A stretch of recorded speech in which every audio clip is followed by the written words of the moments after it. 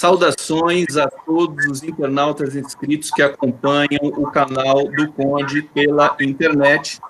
Eu estou aqui com um convidado muito especial. Deixa eu só abaixar o som aqui que eu estou com um convidado muito especial, que é o psicanalista Luciano Elia, psicanalista lacaniano. Antes de apresentar você, com todas as honras, meu querido Luciano Elia, vou pedir para você se apresentar para a gente, né? Tudo bem com você, querido? Tudo bem, Gustavo. É um prazer grande estar aqui com você. Assim, é uma oportunidade muito legal de conversarmos aí sobre esse nosso país tão sofrido e infeliz, né? Então, eu sou um psicanalista, como você já me apresentou, lacaniano, sou professor universitário também, dou aula na UERJ há 25 anos já, e lá consegui fazer algumas coisas que eu acho muito legais, participei da criação de um programa de pós-graduação em psicanálise. Recentemente nós conseguimos fazer o primeiro departamento de psicanálise de uma universidade na América do Sul, e então eu sou o chefe desse departamento de psicanálise. Temos também um programa de mestrado profissional em psicanálise e políticas públicas. Isso já me apresenta um pouco na referência da psicanálise com o campo público, né? Porque eu não fico só na vida acadêmica, nem só no consultório. Eu tenho uma inserção também na saúde mental. Eu participei do movimento da reforma psiquiátrica brasileira, fui supervisor clínico de centro de atenção psicossocial durante muitos anos, não estou mais nessa função. Também fui consultor do Ministério na época que o Lula era presidente, também um pouco antes. E, enfim, participei aí da criação de políticas públicas na área infantil, infanto-juvenil, de saúde mental. Luciano Elia é um currículo imenso, até dispensa a minha apresentação aqui, mas eu faço questão porque né, Luciano Elia, psicanalista, ele já disse esses trabalhos que ele desenvolve, membro do Laço Analítico, Escola da Psicanálise, professor titular de psicanálise da UERJ, né, Luciano? O que é? Você é professor titular da UERJ? Eu sou titular da UERJ, da psicanálise. Tá, e programa de mestrado, profissional de psicanálise e políticas públicas, chefe do departamento de psicanálise do Instituto de Psicologia da UERJ. E aí o Luciano também tem alguns livros, alguns acho que vários, né, Luciano? Eu estou com 2 títulos aqui que acho que são os mais importantes, né? Não, de autoria de texto integral são só 2 mesmo. São 2.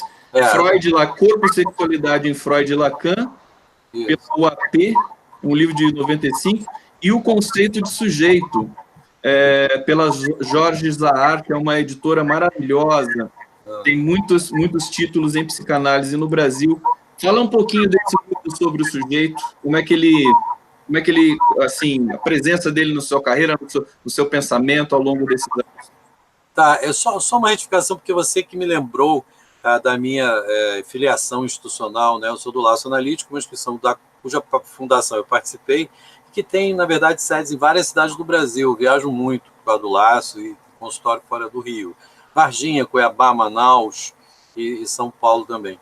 Então, assim, é importante, eu não mencionei, eu faço parte de uma escola de psicanálise, né, que tem uma relação também muito forte com a política nacional e com a política da psicanálise. Sobre o sujeito, né, Gustavo, um conceito talvez dos mais importantes da psicanálise, né, o eixo mesmo do trabalho, quer dizer, a gente sabe que o sujeito, desde a leitura que Lacan faz desse conceito, não se confunde com o ser humano, então a gente tem uma distinção importante com o humanismo, né?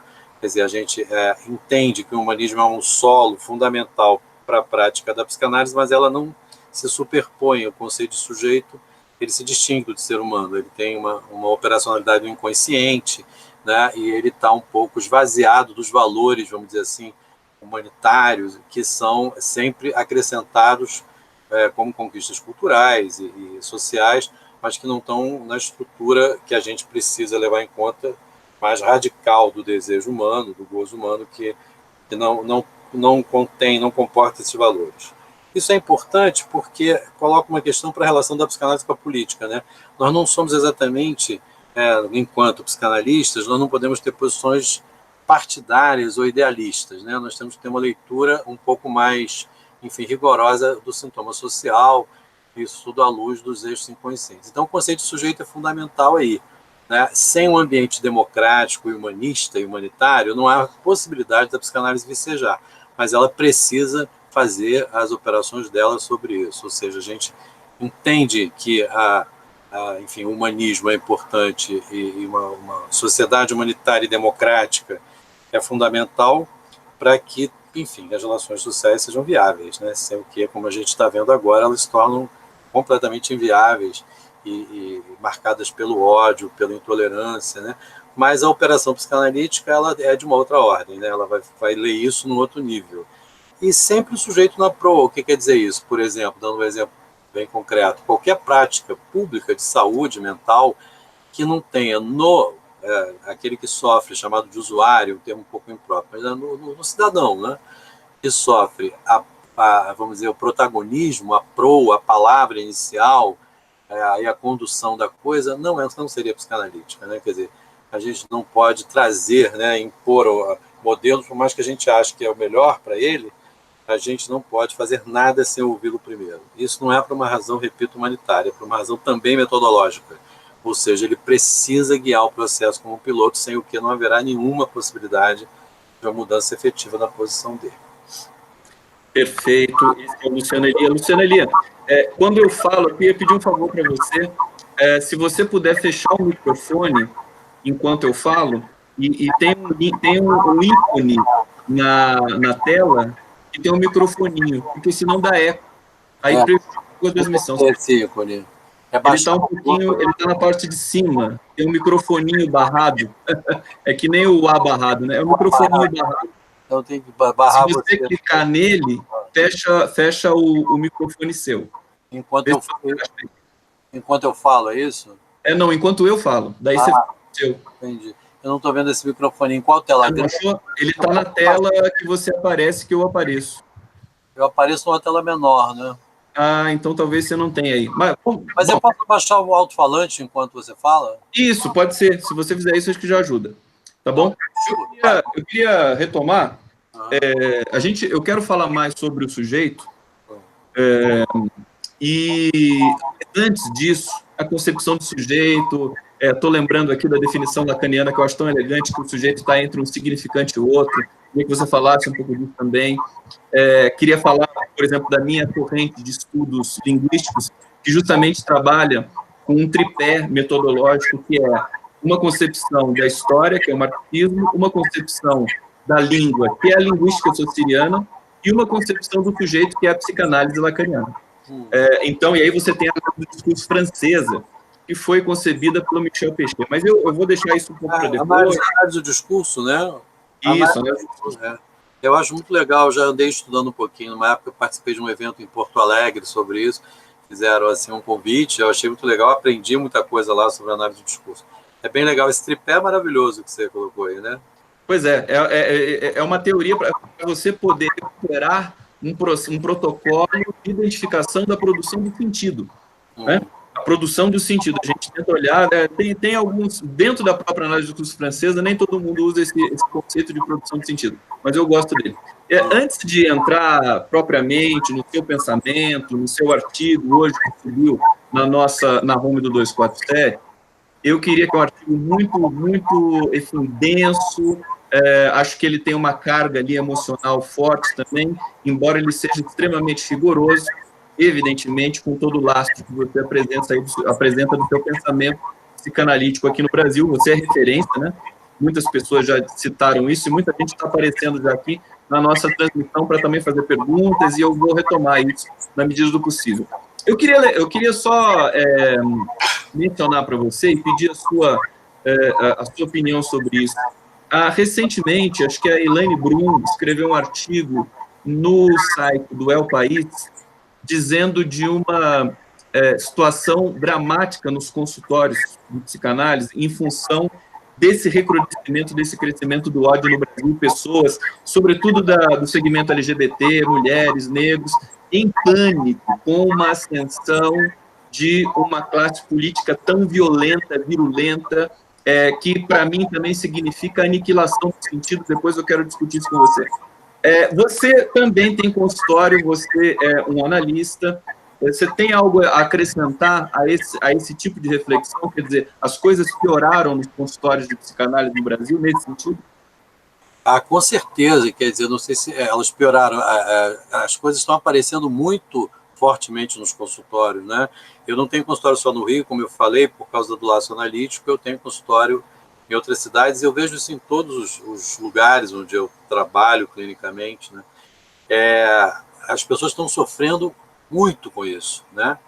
Eu não digo que eu não sei se é uma piora, porque, enfim, é uma outra forma do sofrimento, né? Isso se acrescenta certamente ao sofrimento que ela já tem. Por outro lado, Gustavo, eu acho que isso também tem permitido um trabalho analítico com este sofrimento, com o que está acontecendo com o Brasil, né? No sentido das pessoas saírem um pouco da mera perplexidade ou da mera paralisação, né? Vamos dizer, depressiva. Eu tenho percebido assim que o fato de trazerem para a análise tem tido uma inflexão nas pessoas no sentido de sair da depressão, né? Quer dizer, não ficam numa posição, porque alguns se entregam à depressão, né? Ou adoecem fisicamente, inclusive. Acho que a Eliane Brum fala disso, não tenho certeza, mas até fenômenos somáticos, né? Adoecimentos do corpo, com isso eu tenho observado. Mas o fato de justamente trazerem para análise, esses que estão em análise, tem a possibilidade de dar um outro destino a isso. Então, procurando formas de se encontrar, de organizar grupos e participar de, enfim, de movimentos, isso tem sido importante, né, para sair da depressão. E não tem como, né, uma coisa, um desastre completo, né, que se abateu depois de uma, vamos dizer, de um momento, né, que é na direção contrária, né, de um momento tão promissor que o Brasil experimentou, um intervalo, vamos dizer assim, numa história tão cruel. A gente teve com o Lula, né, com a Dilma, um momento diferente, né, uma guinada para outra direção. E depois, quer dizer, vem essa catástrofe toda política, culminando com essa situação atual. Não há quem não, uma pessoa sensível há de sofrer com isso, não pode ficar indiferente, né? E o consultório é um termômetro disso, é claro. Mas é também uma possibilidade de trabalho. Perfeito. Eu entendo o que você coloca. É um pouco aquela história de que na crise e no momento de adversidade também é um momento para você produzir respostas, né? Respostas talvez mais sólidas, mais consolidadas para você chegar a outras coisas. Eu tenho a impressão, queria te perguntar isso, que falar um pouquinho sobre o bolsonarismo. Certo. E sobre essa questão do bolsonarismo interditar o sujeito e o próprio debate público, né? A gente percebe isso no próprio comportamento desses agentes. Eles fogem do debate, eles se ausentam, se escondem. Aquela cena de Davos é uma cena muito sintomática, e eu queria ressaltar aqui com você que, em grande medida, a admiração que vem para o seu trabalho justamente é porque você faz uma interface com a psicanálise e com a questão social e política. Isso é uma coisa muito importante, acho que isso dá uma condição para observar esse momento que nós estamos passando agora com mais acuidade. Queria que você falasse um pouco disso, Luciano. Uma excelente questão, né, Gustavo? Olha, eu acho que não há nada mais antitético com a própria ideia de sujeito do que Jair Bolsonaro. Ele é a verdadeira antítese, né, ao que quer dizer sujeito. Sujeito psíquico, sujeito do desejo, como sujeito histórico. A gente pode tomar aí sujeito tanto no sentido mais freudiano, né, e lacaniano, quanto no sentido marxista, histórico, dialético, porque também aí o sujeito, né, inclusive eu procuro fazer essa articulação desses dois sujeitos, por assim dizer. E o Bolsonaro, quer dizer, o bolsonarismo, não é uma pessoa dele que importa menos em tudo isso, mas esse movimento todo que o sustenta, e o sustentou até agora, e o levou à presidência da República, é até estranho dizer essa frase, né? Mas, enfim, eu acho que isso é completamente antitético e avesso, não só a direitos sociais, é tudo que a gente já sabe em termos de problemas mais, vamos dizer, amplos, né? Da coletividade social, quer dizer, o ataque que isso representa aos direitos, às conquistas, a existência social das pessoas mais pobres e tudo isso, com menos recursos, com uma ideia de sujeito mesmo, quer dizer, não tem o fascismo, né? Ele não tem lugar para o sujeito, não tem lugar absolutamente nenhum, né? Ele aspira a um gozo esférico, a um gozo sem falta, não é? A uma espécie de, vamos dizer, como Freud representou bem no mito da Horda, da Horda Primeva, lá o pai primitivo, né? E essa criatura que está na presidência da República, ele evoca um pouco isso, quer dizer, claro que não com a grandeza do pai Primeva, porque ele não tem grandeza nenhuma, de espécie alguma, mas enfim, evoca pelos eixos, né? Enfim, estruturais da coisa, não é isso? Quer dizer, é alguma coisa, o que é o pai da Horda Primitiva? O pai que não tinha lei nenhuma, né, que matava os filhos quando iam se tornando homens. É um mito, evidentemente, Freud nunca quis dar isso no sentido de uma teoria antropológica, como muita gente criticou erradamente. Freud fez um mito, um homem de ciência como Freud fez um mito na era moderna. Isso é muito interessante, né, esse contraste. E nesse mito, um pai que matava os filhos homens e possuía todas as mulheres. Quer dizer, basicamente é isso. E que os filhos justamente se reúnem para assassiná-lo, e no lugar dele, morto, erigem a lei. É um mito muito bonito, né, para falar da fundação não só do desejo de cada um, na sua singularidade, como de um pacto social. Não é? Quer dizer, tem que matar o pai que se ama, lá, no caso do Bolsonaro é difícil, mas enfim, tem tanta gente que ama, mas pensar isso, mas matar o pai é muito simbólico, né, na verdade, matar o gozo esférico, matar o fascismo. No lugar do fascismo, colocar uma ordem, não é? Enfim, que a gente sabe que é impossível de se realizar plenamente, mas que é a aposta democrática, igualitária, enfim, a limitação do gozo de cada um. É o contrário, quer dizer, tudo que a gente está assistindo no Brasil é a eleição e a ereção de todo o contrário disso, né? Quer dizer, isso agrada de uma maneira espantosa a um número grande de pessoas, às vezes até cultas, né? Porque não dá para a gente dizer que são os incultos que fizeram isso, são pessoas às vezes muito, quer dizer, cultas, e a gente começa a interrogar o que é cultura, o que é inteligência, o que é intelectualidade. Tudo isso passa a ser Tudo isso tem questão, né? Porque como conceber uma coisa dessa, né? E, no entanto, está à nossa volta, está nas nossas famílias, está nos nossos conhecidos, né? Amigos não, porque eu cortei, parentes também. Amigos e parentes que estão nessa posição, eu já eliminei, porque isso é uma coisa muito séria, né? Eu acho que não tinha como evitar essa situação de você realmente... Eu tive que bloquear também tudo isso, né? Não só digitalmente, mas também no cotidiano. Né? Claro. Quem são essas pessoas que ameaçam o futuro, por exemplo, dos nossos filhos, da nossa vida, qualquer condição, né, de sentido que você possa ter, a negação total, e mesmo que elas não saibam, que não tenham condições de ponderar sobre essas questões, é impossível que você ofereça um perdão prévio, né? Você tem que realmente demarcar, acho que esse caminho. Vou pedir para você mais uma vez, se você puder baixar o som, porque... Não, ajuda aí, não sei, eu vejo que a gente pode conversar sobre isso. Me ajuda, porque eu queria resolver esse problema do som.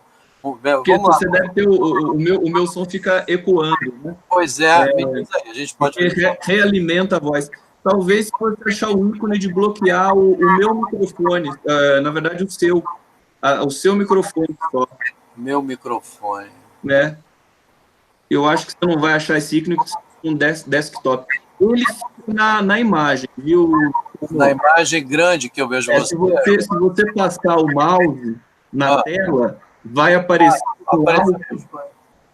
uma faixa preta com vários ícones. E aí, no do microfone, se você clicar, corta o meu. Que, na verdade, corta o seu, e aí vai ter mais a realimentação do som. Achou? Não, eu estou vendo uns ícones que apareceram na tela do lado esquerdo, assim. É uma pena eu ser tão ignorante nisso, né? Imagina. Mas a gente convive com isso porque eu não quero interromper. Se eu abaixar o alto-falante, eu não te escuto, né? Não é isso. Daí você não vai escutar. Aí não pode. Seria cortar só o seu microfone. Tem uma setinha na minha tela pequena, será que tem a ver com isso? Uma setinha? Ignorar. Ah, apareceu o microfone barrado. Então, clica nele. Aê, grande Luciano. Um beijo para você. Já que você achou, então, eu vou entrar um pouco na nossa transmissão, porque nós temos muita gente assistindo, Luciano, nesse momento. Aqui o pessoal estava falando do áudio, né? Eles estavam pedindo, tá com eco, o som do Luciano está aberto. Agora ele já achou, gente. Agora vai dar super legal. Bom, vamos ver aqui, Lanja Maria... todo mundo falando no microfone, ó. Thelma Brasil, Adriana Cópio, cadê vocês? Galera, valeu Conde, Heloísa Cassiano, Sérgio Celso, nós vamos falar de Brumadinho. Fiquem tranquilos, nós vamos falar de governo Bolsonaro, vamos falar de Lula, vamos falar de Brumadinho, vamos falar do golpe, enfim, vamos falar de todas essas questões sob a ótica muito, enfim, favorável para uma nova... para a gente ter um pouco de... Nós estamos num momento irrespirável, né? A Carol Proner, né, jurista, ela foi muito feliz quando ela usou esse termo, né? É uma situação irrespirável. Nós tivemos esse episódio do Lula, que não pôde enterrar o próprio irmão dentro daquela violência sistemática que acontece contra o Lula já de tanto tempo, quer dizer, a vida toda ele foi perseguido, e nesse momento, nesse último momento, de maneira muito mais violenta. Então, você vinha dizendo, quer dizer, das questões da subjetividade. Vamos retomar, que eu quero falar justamente do seu artigo. Acho que eu já quero colocar, que é o... Eu vou pedir para você lembrar o nome do artigo, que eu esqueci mais uma vez, que é um nome genial. Agora você abre o seu microfone e fala para a gente, Luciano, qual que é o nome mesmo? Tem que abrir. Tem que abrir o microfone. Agora foi? Agora foi, né? Foi. Então, é quando você fala que eu faço isso, né? De bloquear isso. Exatamente, Tá bom, exatamente. vamos lá, estou aprendendo. Pede desculpas aí aos ouvintes, né? Então, o nome do artigo é Metáforas Macabras do Desmoronamento de um País. É isso? Esse é o título. Exatamente. Recomendo a todos, está no 247, eu compartilhei na minha rede social também. É um artigo que merece ser lido. Aí, agora eu vou fazer uma questão para você, que é assim, você coloca ali essa tragédia, que é uma questão que eu venho pensando muito também, né? O Leonardo Atushi, de vez em quando, me pergunta, você acha que o Brasil está numa espécie de ira divina, né? A ira de Deus, uma questão meio transcendental, mística, você tem uma peste, né, aqui no Brasil, porque você tem incêndio no Museu Nacional, devastando toda a nossa memória, você tem 2 acidentes, dois crimes catástrofes de dimensões imensas, épicas, que foram o crime catástrofe de Mariana e agora o crime catástrofe da Vale em Brumadinho.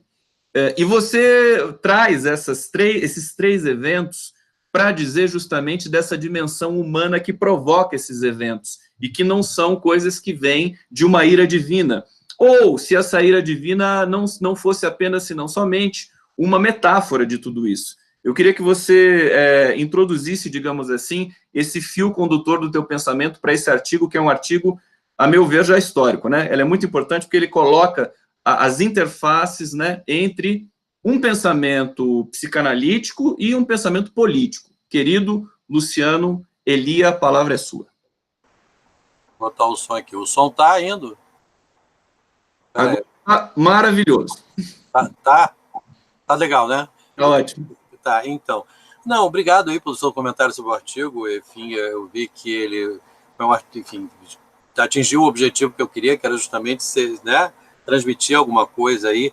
Pois você colocou da ira divina, né? Justamente, a gente tem que pensar que essa ira é humana, né? Esse é o problema, quer dizer, a metáfora da ira humana, com certeza, porque justamente o que Freud faz, né, eu começo o artigo assim, é mostrar que tem 3 fontes fundamentais do sofrimento humano, não é isso? E ele, como sempre Freud faz, Freud é uma maravilha para ler, né? Porque ele coloca 3 coisas e você vê que no fundo é uma só. Ele é um grande escritor, né? Não é? E é um grande dialético, porque ele coloca 3, mas das 3, só uma importa verdadeiramente, né?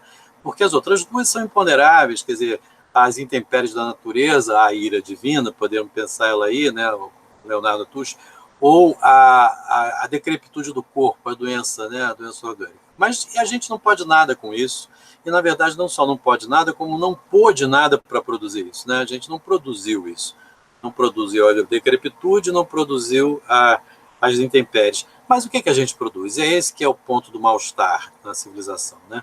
Quer dizer, o que ele chama de incapacidade e insuficiência dos arranjos sociais que fossem capazes de regular as relações entre os homens. Não é isso?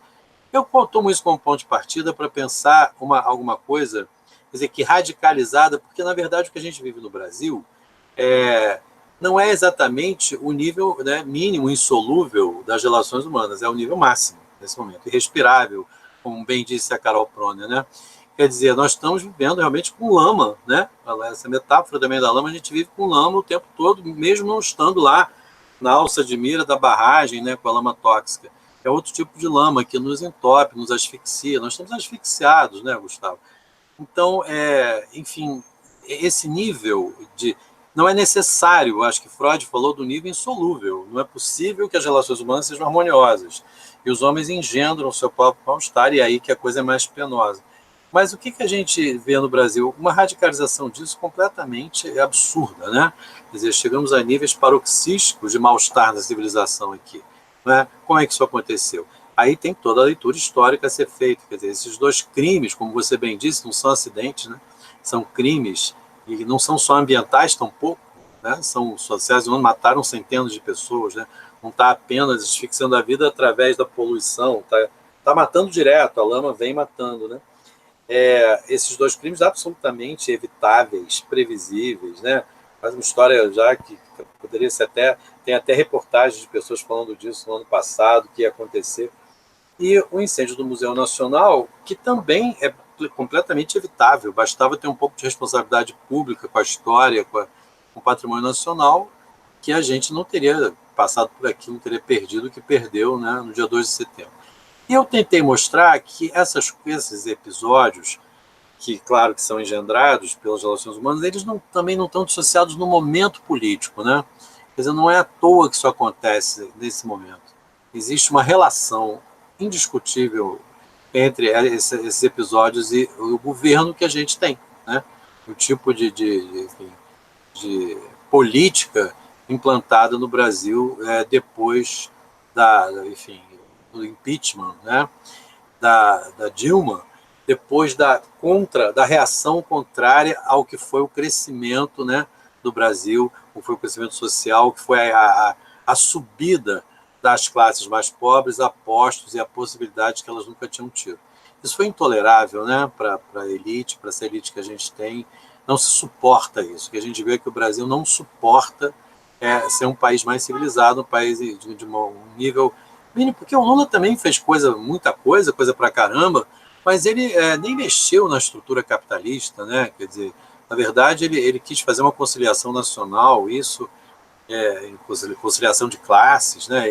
O governo dele foi benéfico para todo mundo, o que é mais impressionante ainda, né? Como é que um governo benéfico para todo mundo gera tanta reação de ódio da elite e, às vezes, de uma população pobre, né? Completamente manipulada pela mídia e por líderes, né? Esses líderes milicianos, por exemplo, que a gente está vendo aí que tem conexões com quem está no poder. Então, é uma coisa muito grave, muito grave. Não dá nem para a gente ter aquela leitura de que esses episódios assim são como pus de uma ferida que vem a furo e que vão ser tratados, porque pode apenas produzir septicemia, né? Pode não ser tratado de modo algum, quer dizer, não é verdade que a coisa via à tona. Está aí tudo à tona, está tudo às claras, ninguém nem tem mais preocupação em disfarçar coisa alguma, né? E, no entanto, isso não trata, né? O que me preocupa muito é que eu não estou vendo tratabilidade disso, nem política, nem subjetiva, nem, vamos dizer assim, cultural, antropológica. Nós não estamos tratando disso ainda, né? Estamos vivendo no irrespirável e sem conseguir ver um possível tratamento para a asfixia. Eu não sei, a gente está num momento muito, muito difícil, muito obscuro. Essa asfixia política social, é disso que você diz, né? Sim, sim. Não sei se tirei o som, isso mesmo. Agora se você pode tirar, por favor. Que se desdobra, né, Luciano, na questão subjetiva, né? As pessoas acabam perdendo também a sua... perder a subjetividade, acho que é um termo muito, muito radical, mas ela é, assim, erodida de uma maneira muito forte, né? Eu vou dar uma atenção aqui para os nossos internautas que estão conversando aqui com a gente. Deixa eu só pegar alguns comentários. Pergunta, por que certos homens aqui na minha cidade atribuem seus fracassos ao Lula e não às suas escolhas que deram errado? Isso é muito interessante, né? Essa culpabilização que é cultural, né? Acho que a sociedade brasileira, não sei se isso acontece nas outras sociedades de maneira tão realçada assim, né? a mania de se colocar a culpa no outro. Isso também é um sintoma, né? Sempre se colocar a culpa, é culpa da Dilma, a culpa do... E agora nós temos uma configuração diferente em que não se fala mais nisso. Por exemplo, o Bolsonaro, nesse momento, ainda que eu não queira tratar muito das pautas do Bolsonaro, para a gente tratar de coisas que sejam mais, que possam dar alguma esperança aqui para que decorrente dessa conversa que a gente está tendo, mas ele está no Albert Einstein agora, né, Luciano? E não tem ninguém pedindo para ele ir para o SUS, né? Como quando a Marisa Letícia estava no Sírio-Libanês, quando o próprio Lula estava no Albert Einstein, em alguns momentos, acho que no Sírio-Libanês, que o Lula também ia, a Dilma, né, no tratamento de câncer da Dilma. Então, a gente viu essa violência muito grande, e aí vem a gente tem muita gente dizendo, sobretudo os neoliberais, que esquerda e direita não existe mais, aquela coisa, mas, na verdade, ela nunca foi tão forte como nesse momento. E eu sinto, observando o noticiário todos os dias, que é parte do meu trabalho, né, poder cobrir as notícias e co-enunciar para produzir um lugar de desova de informação que seja menos influenciado pela editorialização da nossa imprensa tradicional, que é a blogosfera progressista, que eu acho que você acompanha também, que o discurso da civilização, a ONU, depois da Segunda Guerra Mundial, depois do Holocausto, né? O Chomsky falou isso quando esteve no Brasil, na Perseu Abramo. Ele colocou que nós tivemos uma agenda diferente depois do Holocausto, depois da Segunda Guerra. Tivemos a ONU, tivemos a criação do Estado de Israel, tivemos uma concertação internacional global que começou naquele momento, no começo dos anos 50, e que perdurou até agora, há pouco tempo atrás. E agora a gente mergulhou novamente numa espécie de entropia, de um retrocesso, de um colapso, né, de todos esses valores que, a meu ver, se aproximaram demais das bandeiras progressistas e, nesse sentido, encurralou a direita. Eu queria que você, nessa nossa conversa, que é um pouco digressiva, comentasse sobre isso, se você concorda com essa leitura. Ativei o som. Enfim, pois eu acho que, por exemplo, vamos por parte, quando você fala aí dessa situação, né, o Bolsonaro está no Einstein, né, e ninguém lembra de dizer que deveria ir para o SUS, como fizeram com o Lula, a Maria Letícia e a Dilma, né? Pois é, veja, isso não retrata um ódio à pobreza e ao pobre? Isso não é um retrato claro de que existe alguma coisa muito, muito errada na sociedade brasileira, né, na cultura brasileira, que, na verdade, supor que, vamos dizer assim, dizendo de um modo simples, as camadas mais pobres querem ser promovidas a condições melhores, pode conter um equívoco, né? Elas podem odiar a condição de pobres, e justamente quando tem a possibilidade de sair dessa condição, porque o Lula fez isso, né? Inegavelmente, o Lula permitiu que as pessoas mais pobres saíssem da condição de extrema miséria, né? De uma pobreza mais radical, e melhorou a vida de muita gente. A gente poderia esperar, numa lógica assim, mais linear, uma gratidão histórica, vamos dizer, né? Quer dizer, Lula fez bem, que bom, temos... E o que a gente vê de grande parte dessa mesma população beneficiada, não só de pessoas da elite, né, é um rechaço.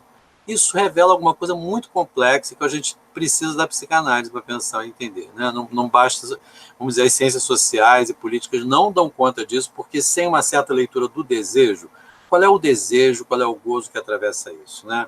Quer dizer, por que alguém que foi beneficiado passa a odiar e a dizer, como a pessoa aí, o ouvinte colocou na cidade dela, a culpa é do Lula. A culpa será do Lula de qualquer coisa que o Bolsonaro faça que dê errado. Isso é uma coisa terrível, né? Uma coisa assim de um fatalismo sem saída, né? Parece que criou-se uma lógica que é o grande responsável por todos os males do Brasil é o Lula, é o petismo, é Lula, a Dilma. Quer dizer, absurdo, né? Porque ele foi o estadista que mais benefícios trouxe ao Brasil, não tenho dúvida disso, né? Quer dizer, qualquer leitura mais, enfim, lúcida da realidade brasileira vê que o Lula foi extremamente benéfico para o Brasil em muitos níveis inclusive do ponto de vista simbólico, né? Claro, simbólico, internacional, até da autoestima brasileira não é? Até falo isso no artigo também, como é que isso mudou, né? Como é que os brasileiros passaram a ter uma espécie de orgulho de ser brasileiro que não tinham junto aos estrangeiros. Tudo isso é como que recalcado, transformado no oposto. É um fenômeno ainda que precisa ser entendido, né? Aí a isso você associou a questão, né, que eu achei interessante, como é que as políticas progressistas que sucederam à Segunda Guerra, como é que todo um processo histórico, como você disse, que encurralou a direita, tá em degradação, né? Tá em catabolismo. Como é que a humanidade tem esses catabolismos, né? Essas desagregações? E, de novo, me parece que Freud ajuda a pensar com a pulsão de morte, né? Quer dizer, por que a gente suporta tão mal, não é, a melhora, como ele diz do paciente, né? O paciente está melhorando em análise, então cria um grande problema, ou fica doente, ou se aferra o sintoma porque não quer largar a doença. Claro que não é uma leitura para ser simplificada, assim, como se fosse um apreço pela doença, uma coisa, mas tem uma lógica importante a se pensar aí, né? Se a gente não fosse reducionista, simplificador, a gente vai ver que existe alguma verdade no que o Freud está dizendo, pode ser pensado porque que o Brasil, a humanidade de modo geral, mas o Brasil, que é de um modo particular, a gente tem que voltar os olhos para a particularidade do Brasil, ele não suportou a melhora, né? A melhora das suas condições de paciente. Não suportou, ele conseguiu criar uma desgraça para a vida dele muito maior do que tinha antes. Isso talvez aconteça em relação ao que você estava falando aí, dos movimentos que no século XX, né, as conquistas que foram feitas, né? Eu vou ligar o som. Muitas conquistas, né? Muitas. Pois é, estou com o microfone. É que agora eu só fiz uma entrevista rapidinha, sem problema. Mas eu estou como agora? Não sei. Agora é eu que fecho o meu aqui, querido. Agora você abre o seu. Pode abrir e concluir, por favor, e daí eu retomo aqui. Tá. Não, então, eu acho que esse é um fenômeno, Gustavo, que eu acho que a gente ainda não entendeu. Não, todas as versões, é incrível isso, né? Todas as teorias, as explicações conceituais que a gente... então é por isso, então aconteceu isso, então é porque o Lula, por exemplo, fez muitas concessões e não fez o que devia ter feito mais radicalmente, fez alianças com quem não devia, etc. Aí você vê que essa resposta é insuficiente, não é assim, né? Nem era possível ele não ter feito, senão não teria dado um passo, não é? A gente sabe que desde o primeiro momento do governo dele, esse golpe começou a ser urdido, não é isso? Então tem alguma coisa maior, uma coisa que transcende a tudo isso, não é? Luciano, desculpa, pode concluir.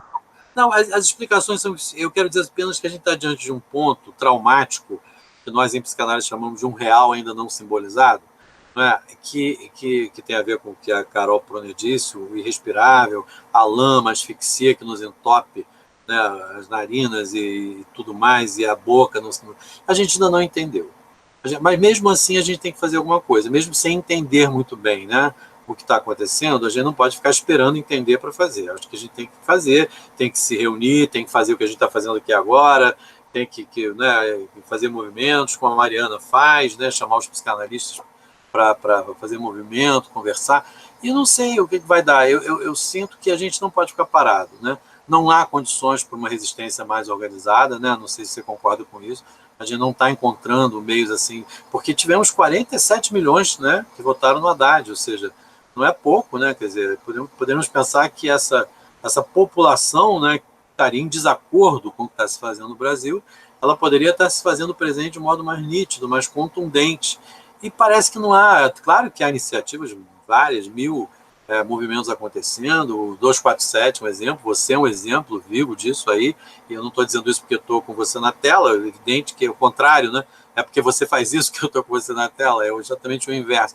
Então, quer dizer, veja, tudo isso é feito, mas você não tem a impressão de que isso enfim, não se aglutina de uma maneira mais eficaz, né? Não tem um paradeiro, não tem alguma coisa que a gente sinta assim que pode deter o que está acontecendo. Eu ainda não vi a maneira de fazer isso. Vou te passar o som aqui. Ok. Um prazer imenso conversar com o Luciano Elias, percebendo, o pessoal está chegando muito forte aqui na transmissão. Acho que agora você não aí, agora sim. É um prazer muito grande. Você falou muitas coisas. Esse discurso que é de alguém que tem, enfim, uma ligação política, uma ligação histórica com a própria subjetividade, que tem autoestima, né? que tem ama uma profissão, que tem o desejo minimamente organizado para poder postular questões e a humildade de reconhecer que nós não temos as respostas para tudo. Eu acho que existe... Nós estamos numa crise também que é um pouco semiótica, é tensiva. As pessoas ficam muito reativas e elas rechaçam um pouco a necessidade do tempo histórico. Por exemplo, ir para as ruas. Claro, tem que ir para as ruas, mas isso demanda uma preparação, isso demanda um tempo histórico. É preciso preparar esse momento. Você não pode, assim, da sua casa, falar assim, não, tem que ir para a rua, aí você bota a culpa nas pessoas que não estão indo para as ruas, nessas transversalidades infinitas aí. Eu acho que tem um ponto que você falou, já eu vou ler, que tem muitas perguntas chegando aqui para você pelos nossos internautas, mas uma coisa me chamou muito a atenção, que é assim, aparentemente, nós como sociedade brasileira, não soubemos, justamente como você disse, melhorar, né, como sociedade. Porque eu acho, e aí eu vou dar uma explicação, apenas uma, né? Para melhorar como sociedade, exige mais responsabilidade também de cada um, né? Se você ascende, se você sobe conquista espaços na sociedade, por exemplo, universidade pública, se você começa a conquistar os seus espaços assim, em escala, é preciso que você também tenha responsabilidade para sustentar isso e para querer mais do que isso. Nós também temos de dizer, não sei se você entende a minha colocação, nós também temos de entender que nosso regime de informação no Brasil é muito atípico. Não é que nem, por exemplo, nos Estados Unidos, que a imprensa já é um pouco mais pulverizada, embora tenha todas as influências e todo o editorialismo também, mas o Brasil é um caso muito à parte. Deixa eu pegar algumas perguntas aqui. Ricardo Alexandre dizendo, o professor Luciano é um exemplo de profissional, de cidadão, e uma das pessoas que melhor faz a interlocução entre a política e a psicanálise. Concordo com você, Ricardo Alexandre, eu estou, assim, realmente muito feliz de conhecer o trabalho do Luciano Elia. Tem mais gente aqui perguntando, deixa eu achar. Só um segundo. Tinha uma pergunta para você. Thelma Brasil dizendo assim, do ponto de vista... está falando dos evangélicos. Deixa eu achar, eu perdi uma pergunta, porque vieram muitos comentários, citando a Deise Ribeiro, citando o Gessé de Souza, explica muito bem esse comportamento antropológico na obra intitulada A Elite do Atraso. Concordo também, o pensamento do Gessé se soma a tudo isso. Pessoal, as perguntas que eu não puder fazer aqui para o Luciano Elia, vou encaminhá-las a ele, para que ele possa depois... na medida do possível, nos dá um retorno. Luciano, eu quero ler um trecho do seu artigo que me chamou muito a atenção. Olha, todo ele é muito denso, acho que ele tem uma carga retórica, ele é muito interessante, realmente. Eu queria ler um trecho aqui que você fala justamente do momento que nós brilhamos como sociedade, né? Tivemos um intervalo nesse processo histórico intempestivo, a contrapelo, no sentido de Foucault, a chegada ao poder de um partido, né, do Partido dos Trabalhadores, os dois governos do presidente Lula e o governo e meio da sua sucessora, a presidenta Dilma Rousseff. E aí você diz, nesse período o Brasil começou a entrar nos trilhos da história, a reverter o processo degradante de nossa sociedade, a extinguir a fome e a miséria extrema em uma parcela imensa da sua população, a promover a formação intelectual, profissional, inclusive em nível superior, dos mais pobres, habitantes do interior, a desenvolver a economia e situar o país em índices de respeitabilidade internacional inéditos, a gerar, assim, uma altivez jamais experimentada pelos brasileiros, quando confrontados com os estrangeiros, quando fora do seu país, situação que indefectivelmente nos mergulhava em uma condição de inferioridade e autodesrespeito. Quer dizer, a autoestima que a gente comenta aqui daquele momento, né? O Brasil, inclusive, chegou a uma posição de liderança nos BRICS, que seria a sede do seu banco. Eu queria que você... a gente está justamente nesse script, né? Nesse eixo, que ponderar e contrapesar um momento tão luminoso para um momento tão tenebroso que sobreveio depois. Queria que você... A gente está tentando buscar essas respostas, mais uma vez, né, tentando buscar na subjetividade e nesse dilaceramento do discurso que ocasionou esse golpe parlamentar, e que agora nós estamos num impasse muito grande. Somado a isso, Luciano, queria que você comentasse também o fato de o Lula, que é o grande comunicador do país, inegavelmente, o fato dele estar preso justamente é para bloquear essa possibilidade de começar a se respirar um ar um pouco mais respirável, né? Queria que você ponderasse sobre essas questões e sobre o trechinho do teu artigo que eu acabei de ler aqui. Voltando, acho que voltei o som aí, né? Voltou? O som tá aí. Então, muito bom você ter trazido o Lula de volta. Eu acho que a gente precisa falar mais do Lula. E, bom, esse trecho que você falou justamente trata dele, da Dilma, quer dizer, o que foi esse intervalo, né? Esse intervalo onde a gente viveu tempos promissores, né? Alvissareiros. Nós tivemos alvíssaras nesse momento que foram extintas agora. Pois é, e isso, juntando com o que a gente falava um pouco antes, quando você citou a pergunta de um ouvinte aí que colocou, de um internauta, né, que colocou a questão lá de por que põe a culpa no Lula, os homens da minha cidade. Você sabe que eu queria voltar a isso, articulando com o que você trouxe agora desse intervalo alvissareiro? Porque, olha só, se é verdade, né, que o Lula fez tudo o que fez de bom, vamos dizer assim, né, para resumir, todas essas coisas aí que a gente testemunhou, todo mundo viveu isso, ninguém pode duvidar se foi ou não, porque experimentou na pele e sentiu os benefícios, obteve os benefícios, como você disse, precisa se responsabilizar historicamente por isso, quer dizer, tomar para si, né, não é só uma questão de responsabilidade individual, né, eu diria que isso evoca responsabilidade coletiva, no sentido de Hannah Arendt, por exemplo, né, que fala disso, da responsabilidade coletiva, histórica, e a gente vê uma irresponsabilidade no lugar disso. O que isso mostra? Será que o fato do Lula ser o bode expiatório, né, quer dizer, ele é culpado de tudo, está preso, inclusive cometeu crimes que ele jamais cometeu, não é isso? Quer dizer, forjaram um crime aí de gestão, um crime de roubo, dizem, é muito fácil qualquer pessoa do povo dizer que o Lula roubou, é a coisa mais engraçada você ver assim, tem um gozo, né? Tem um gozo nisso, né? De falar que o Lula, ele que veio do povo. Mas não é uma loucura, porque o Lula não roubou, né? Quer dizer, é evidente isso, não é porque a gente é tolo e não quer enxergar, é evidente, quer dizer, por que é evidência, por que é a verdade, o que está acontecendo que a verdade não conta mais, né? Não conta mais em nível nenhum a verdade. O que conta é outra coisa, né? É o fake.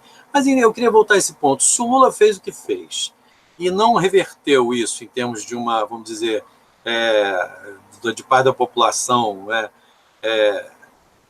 majoritária, um apoio a ele, embora haja um apoio a ele imenso, a gente sabe que ele ganharia as eleições, isso é verdade, é por isso que ele foi preso, né?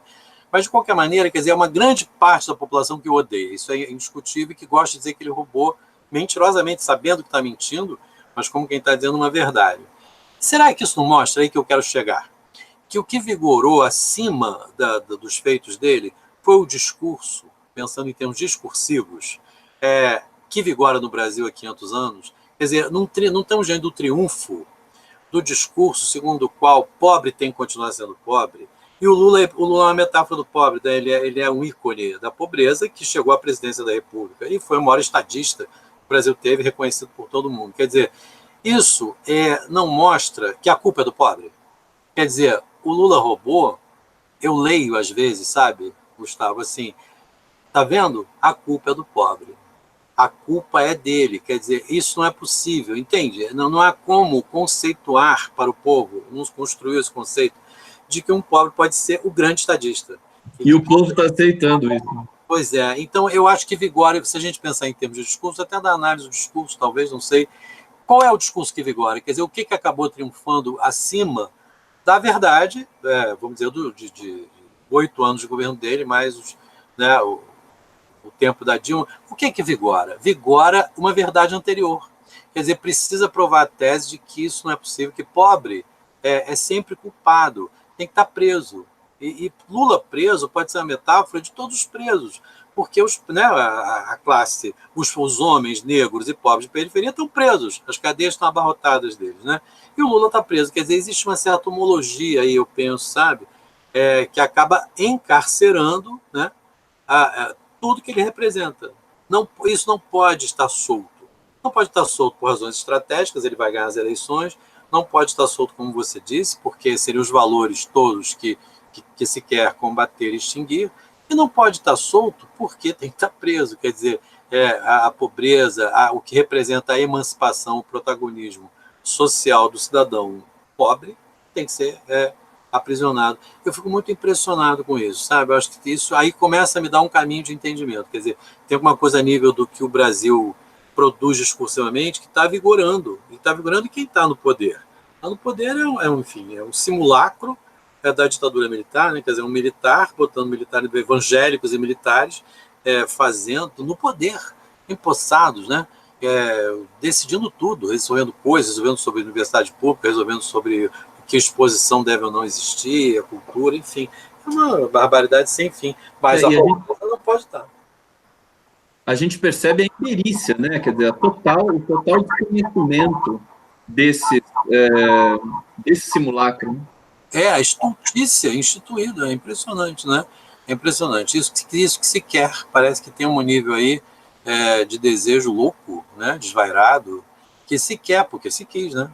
É inegável que se quis. Eu acho que eu queria pontuar uma coisa que você falou, se você puder explicar mais uma vez, só para não dar o eco, que é uma questão do Lula preso mais um pouco, só para a gente entrar em outro assunto na sequência, porque a gente viu em torno, por exemplo, da morte do Vavá, o irmão do Lula, cujo enterro ele não pôde participar em função de um jogo de empurra absolutamente abjeto, né, que foi feito pelo nosso Poder Judiciário, que já deve estar com a fama no mundo todo do pior Poder Judiciário que já se produziu em toda a história, porque, sobretudo, ele também decorrente desse espírito, né, dessa concepção de sujeito, dessa concepção de sujeito, não, dessa concepção de uma sociedade que é essencialmente desigual, né? Os procuradores com seus salários imensos, né? Os juízes ganhando acima do teto e nem se importando com isso, com seus auxílios moradias, aí, um dos poderes judiciários mais caros do mundo. Então, é uma situação que, enfim, implica em muitas coisas. Mas o que eu queria dizer para você, Luciano, é que o Lula também ele está preso para ele não falar. Você vê que ele é proibido de dar entrevista, ele é proibido de sair, eles estão endurecendo a visita que ele possa receber, ele tem se comunicado através de bilhetes, que também é uma outra coisa interessante que a gente poderia falar, quem sabe até num outro momento, mas o discurso do Lula é muito perigoso para eles, para esse sistema. E, a rigor, ele é a única pessoa no Brasil que tem essa capacidade, porque ele não fala só com o poder, com os seus pulmões, ele fala com toda a história que ele tem. Então, cada enunciado do Lula tem um peso muito diferente para toda a população brasileira. E eu acho que é isso que também que está aprisionado. Quer dizer, o Lula está aprisionado, mas está aprisionado uma ideia, está aprisionado um sonho, está aprisionado a utopia, está aprisionado a democracia. O Lula faz parte da vida pública brasileira, Luciano, há 40 anos. Sempre esteve lá, bem ou mal, perdendo, ganhando, reconhecendo as derrotas, dando o exemplo democrático, político, que é muito poderoso, né, de você reconhecer uma derrota eleitoral, que foi o que ele fez por 3 vezes, para depois, aí sim, de conseguir alçar o cargo, entrar no governo para produzir uma série de políticas. E eu acho que, assim, o perigo o perigo no sentido, o perigo para esse lado, para esse simulacro, né, de governo militar e tudo mais, para esse pensamento atrasado brasileiro, é justamente porque ele consegue furar isso junto à população. Basta imaginar como foram as estatísticas eleitorais no Nordeste brasileiro, onde o Haddad teve 70% dos votos. Não é porque o Nordeste entende mais ou é mais suscetível, né? É porque justamente o eixo do dinheiro brasileiro não gosta, né? O eixo Rio-São Paulo tem as suas dificuldades em função dos privilégios históricos que eles têm, né, que vêm desde o período colonial. Então, eu só queria pontuar isso para você e te devolver a palavra para você acrescentar mais alguma coisa. Luciano Elia. Voltou o som? Voltou. Não, então, é isso mesmo que você diz, eu quero concordar vivamente com você, né? O que está aprisionado ali, a história, a liberdade, a força da palavra, de uma palavra libertária, tudo isso está aprisionado. Agora, isso dá medida também, né, do poder do Lula, né? Quer dizer, se a gente de novo pensar com a psicanálise, o que é reprimido ganha mais poder ainda, Freud diz, né? Quer dizer, a prisão do Lula não tem sido o enfraquecimento do Lula, não é isso? Ela tem sido também, de alguma maneira, a reafirmação, ainda que preso, porque preso também, da potência dele, né? Quer dizer, talvez seja, de fato, como você fala, a gente poder acrescentar isso, a única liderança, a única palavra, a única voz que pudesse contrapor e vencer o que está aí, que seria a dele, né? Você vê que o Haddad quase venceu, né? Quer dizer, que o mais tempinho talvez vencesse, ou seja, e é claro que isso é associado ao Lula. Não participo da ideia de que o Haddad é um preposto do Lula, não acho isso de modo algum. Acho que o Haddad é admirável, tem uma posição, né, própria, conseguiu dar uma marca própria à candidatura dele. Eu acho que tenho maior admiração pelo Haddad, não é isso? Mas certamente que a força do Lula está ali, né? Está ali, enfim, não confundida com a dele, mas, enfim, junto a ele. E você vê, se o Haddad chegou a 47%, né, dos votos, o Lula tiver, é óbvio, é bem óbvio que a força do Lula suplantaria isso, e é tudo que não se quer. Mas vê que a maldade é requintada, né, porque já acabaram as eleições e não deixam ele, né, ir ao enterro do irmão, né. Eu vou citar um amigo meu, que eu tenho muita admiração, Agostinho Ramalho, escreveu um texto agora sobre isso, comparando com o Creonte. É claro que tem que ter mais respeito com o Creonte para comparar o Bolsonaro ao Creonte, né? E os juízes, enfim. Mas mesmo assim, né, com os desníveis de respeito, ele compara com a questão da Antígona, que enterrou, né, o irmão Polinices, lá, Polinices, né, em português, lá contrariando quer dizer, o Creonte se coloca acima da lei, e da lei não só da lei da cidade, como da própria lei divina, né? E da própria lei sobre a vida e os vivos e os mortos, não é isso? Quer dizer, é um nível de arbitrariedade que a gente vê nessa corja jurídica que está aí, essa aspiração a estar acima da lei até sobre os vivos e os mortos, né? Quer dizer, achei muito interessante o texto do Agostinho Ramalho, a psicanalista também, jurista, que escreveu agora, estou citando ele aqui porque achei muito boa a articulação que ele fez entre esse episódio do Vavá, né, de privar o Lula disso, e a tentativa de impedir o enterro de Polínices lá pela Antígona, no Creonte. Então, eu quero só destacar que a gente não deve supor que o Lula está fraco, né? Porque eu acho que ele está cada vez mais forte, num certo sentido. É claro que há impactos e perdas reais no que estão fazendo, senão não seria um jogo político, né? É claro que, enfim, amputaram imensamente as possibilidades dele, mas não acabaram com isso, não. Eu acho que a força discursiva do Lula está aí, né, absolutamente, né, patente, inclusive no gesto dele de recusar aquela palhaçada, né? Porque você fala um jogo de empurra, mas um jogo de empurra é totalmente calculado, né?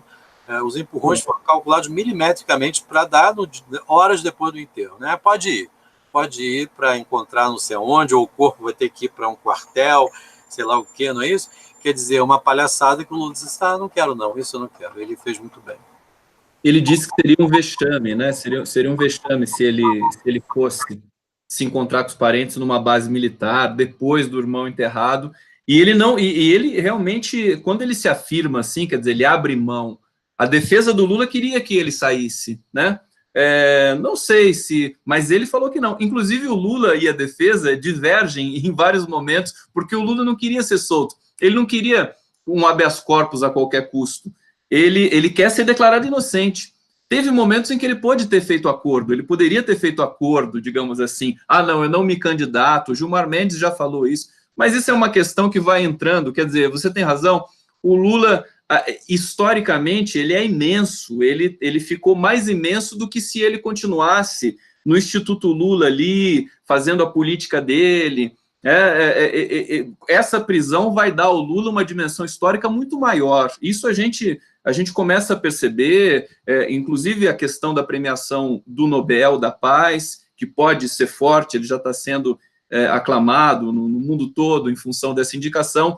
O mundo está vendo, pelo contraste, que o Brasil tem uma situação muito difícil. Você quer falar? Abre o seu microfone. É só para lembrar que você falou do Prêmio da Paz, hoje é o último dia.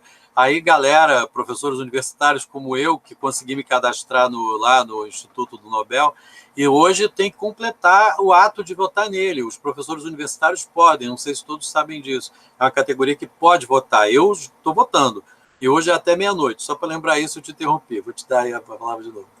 Perfeito, muito obrigado, Luciana Elia. Estou reforçando aqui a lembrança, Luciana Elia, para vocês votarem nesse abaixo-assinado internacional, que já tem 500 mil de assinaturas, né? Que ele é conduzido pelo Adolfo Pérez Esquivel, Prêmio Nobel da Paz de 1980. E aí, eu queria agora, que a gente está encaminhando, você vê o papo, quando ele flui, tão bom, prazer imenso falar com você, as pessoas estão curtindo muito aqui. Quero que a gente se encontre brevemente depois disso, mas a gente ainda tem um tempinho, e eu queria trazer uma questão agora para você, Luciana Elia, que é o seguinte, eu tenho dito com alguma frequência que a criminalização da política é um dos grandes vetores de atraso e de aniquilação, né? Eu acho que a política ela representa justamente a possibilidade do sentido. Eu acho que ela tem uma função que extrapola essa simplificação que diz que a política é para eleger presidente e que fulaniza, vulgariza o sentido de política, a imprensa brasileira também criminalizando a política durante tanto tempo, a elite, aquele tédio, né? A pessoa não gosta de votar, né? Quer que tudo continue assim, por inércia. Queria que você falasse do sentido da política, né? É o lugar que nós precisamos, né? Se a gente quiser ser uma sociedade, tem alguma coisa melhor para a gente escolher? Muito boa questão. Voltou o som, né? Eu tenho que perguntar isso. Então, olha só, muito, muito boa questão, porque, veja, se a gente pensar né, com rigor na política, ela é absolutamente essencial em todo ato humano, né? Todo ato humano é um ato político, não é isso?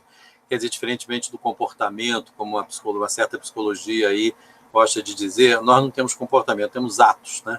E nossos atos são sempre políticos, porque nós não somos seres individuais. Eu quero começar dizendo isso. Não existe a psicanálise, por exemplo, é um grande mal-entendido na psicanálise tomá-la como um saber e uma prática individual, né?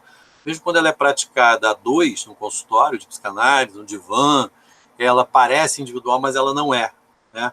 Aquela relação não é entre dois indivíduos. É muito bom lembrar isso, porque no cerne, lá no coração da praxis, no inconsciente, eu poderia dizer, está o social. Então, a gente não pode perder de vista que o ser humano, no seu ato mais íntimo, numa fala mais íntima, num divã com o seu analista, ou no ato mais coletivo que seja, é sempre social, né? A dimensão da alteridade, do coletivo está presente, mesmo que não seja um grupo de pessoas, numericamente, né, grande, mas em fragmentos de alteridade que compõem nosso inconsciente. Eu já entrei aí numa tese minha e de inspiração lacaniana, em que o inconsciente tem uma estrutura coletiva e qualquer semelhança com o inconsciente coletivo de Jung é mera coincidência. Não estou falando nada de Jung, muito pelo contrário, né? Eu estou falando de um outro tipo de ideia de coleção, de coletivo, de fragmentos. Enfim, isso para dizer que o político, como você diz, é fundamental. E é claro que esse bordão, né, de dizer político não presta, é como dizer que direita e esquerda está superada, né? Quer dizer, é um papo encobridor, um papo absolutamente irresponsável, não é inconsequente quem diz uma coisa dessas. Não quero saber de político não presta, vou cuidar da minha vida, não voto.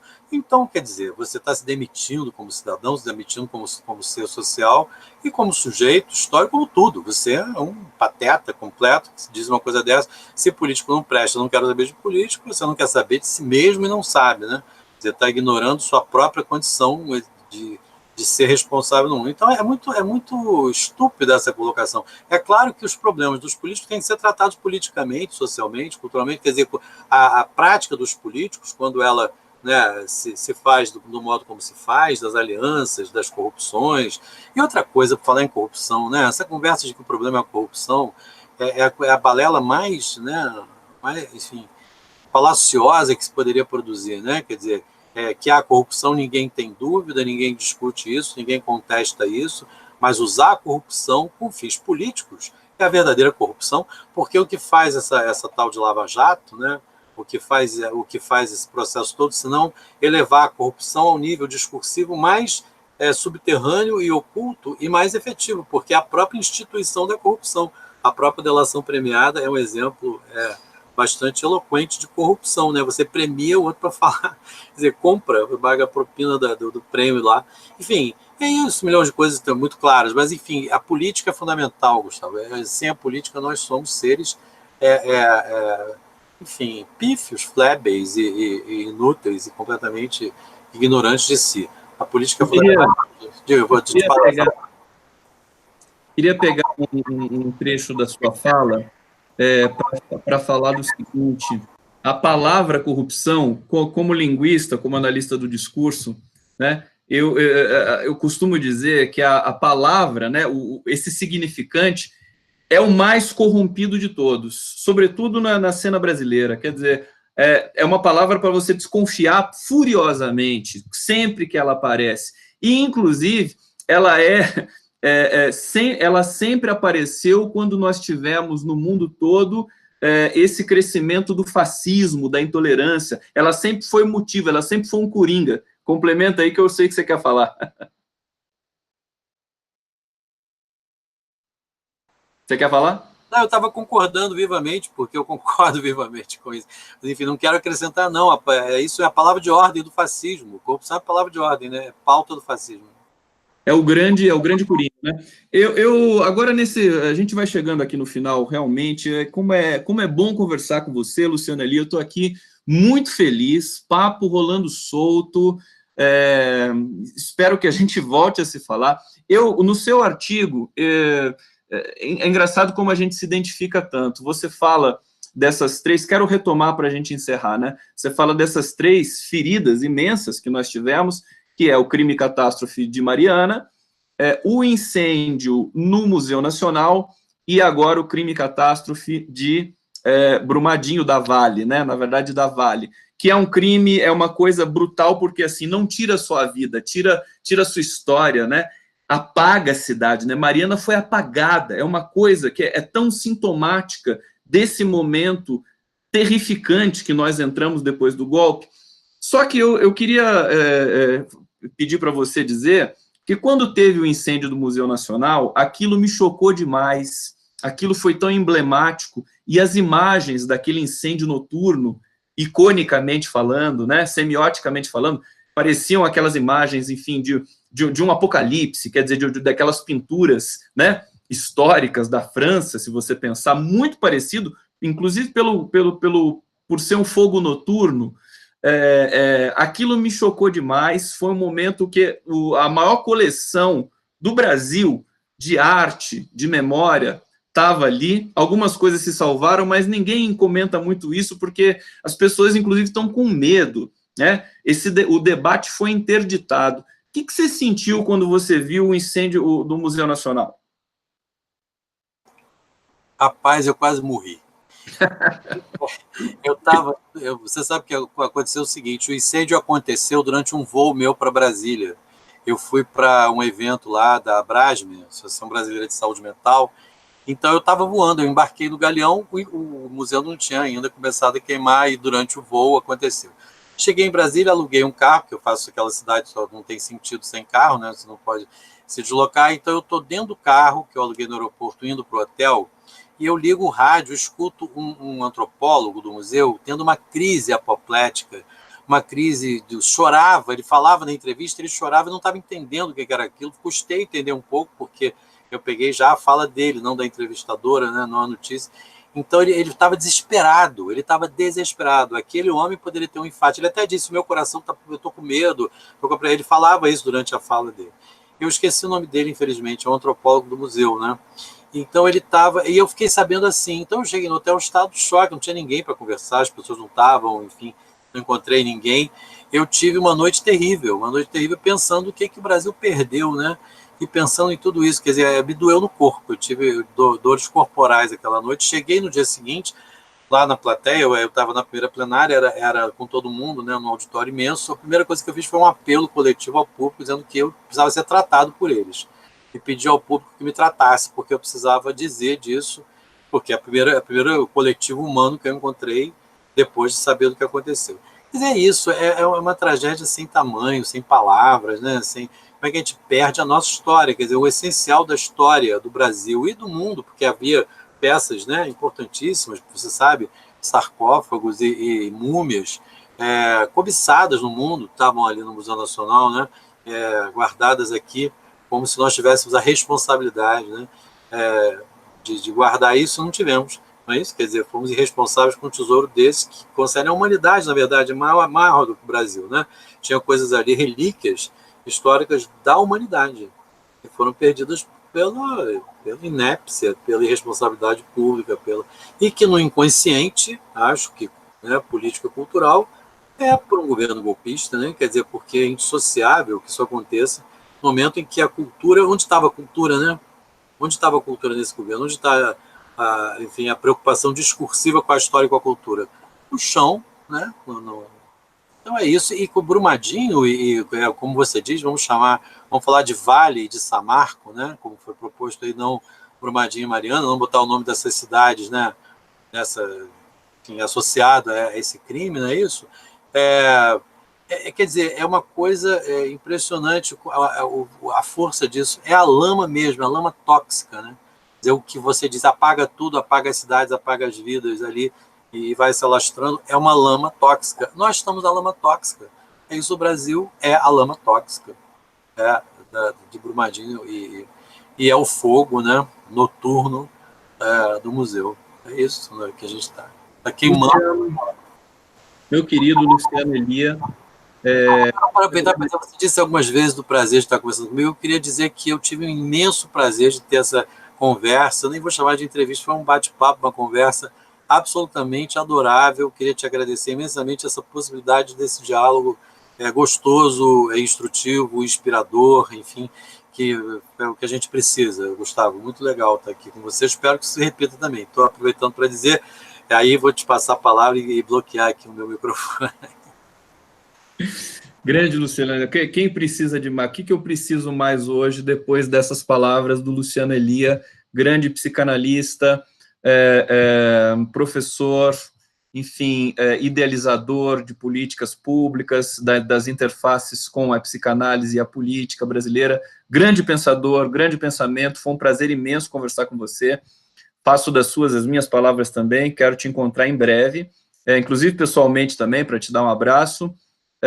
Muito feliz de conversar com você. Essa entrevista vai ter uma história, ela vai andar, né? Porque na internet elas se movimentam, né? As conversas, não foi uma entrevista, foi um papo. Eles também ganham vida e seguem o seu caminho. Quero te agradecer muito.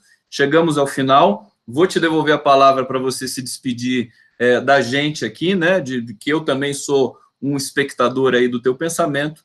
E em breve nos encontraremos novamente. Querido Luciano Elia.